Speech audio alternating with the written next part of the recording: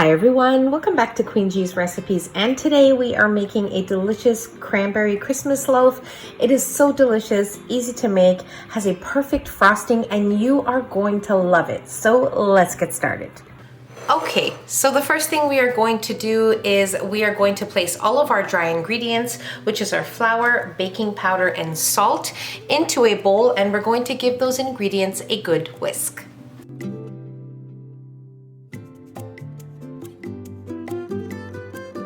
Okay, now we will set these aside and we will work on our next ingredients.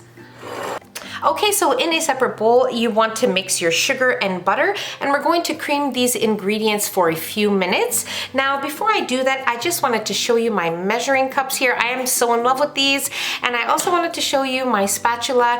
If you're interested in any of my bakeware or any of my baking products that you see in my videos, make sure you take a look at my Amazon storefront link. It will be in the description box below along with the recipe. So now let's get started with the recipe.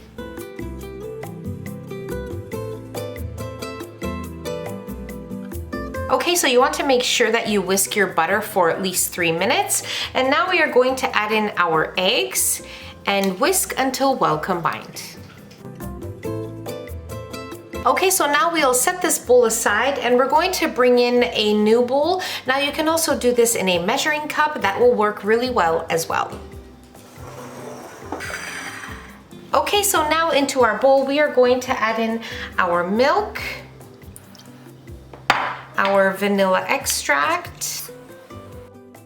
We will also add in the zest and juice of an orange. So I'm just going to use my microplane and I'm going to zest my orange first, and then I will add in the juice of my orange as well.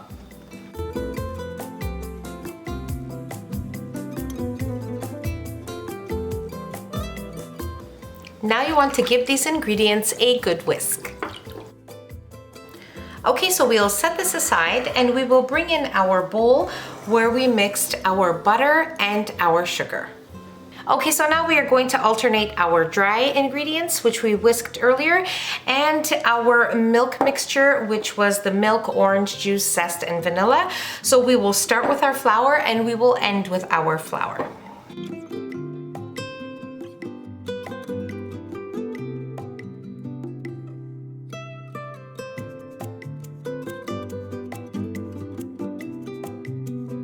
Okay, so now we'll set that aside and I'm going to bring in my cranberries. Now what we're going to do now is add some flour into our cranberries, and we're going to give those a good mix, and then we will fold it into our batter with a spatula.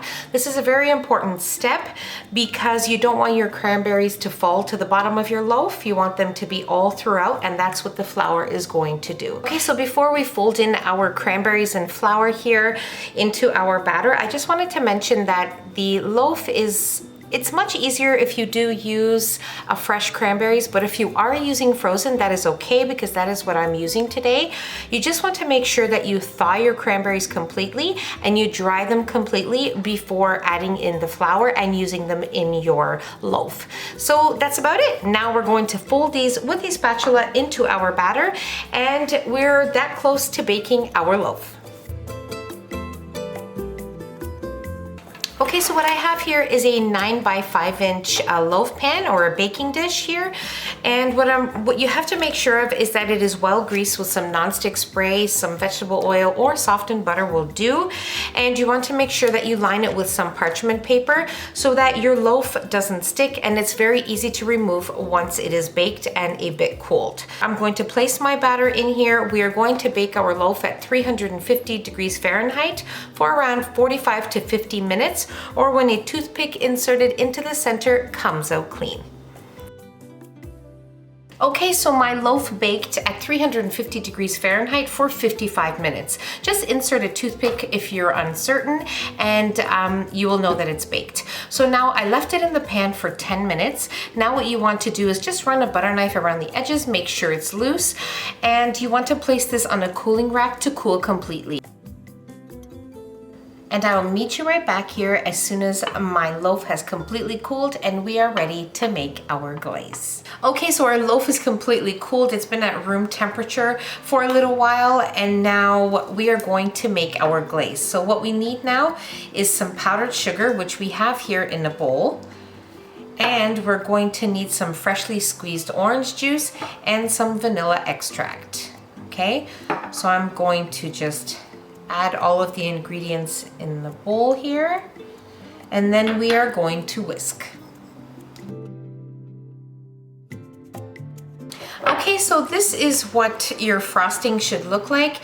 Now I'm looking for more of a frosting to place on my loaf, but if you want to place more of an icing, you can add a little bit more of orange juice.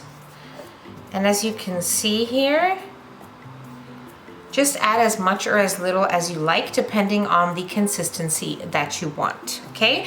But I will leave it in the description box. You will have all the exact measurements. So now we are ready to place this on top of our cooled cranberry loaf.